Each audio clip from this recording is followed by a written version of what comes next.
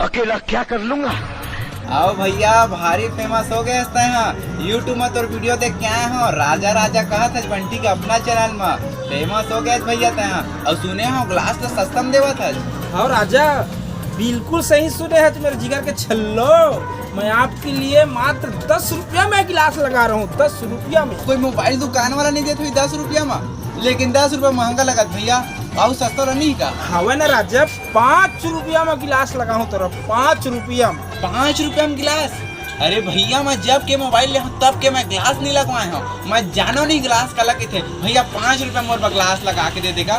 देना ये अभिषेक, गिलास लगा मेरे भाई। क्या दिख रहा है? ये ले भैया, तेरे गिलास ये ले लग गए। कारीगरी है ये सब, क्या देखना पड़ रहा है। किसी को याद आएंगे, किसी के आंसुओं में गाड़ी स्टार्ट कर। मुस्कुराएंगे, कहेगा फूल हर कली।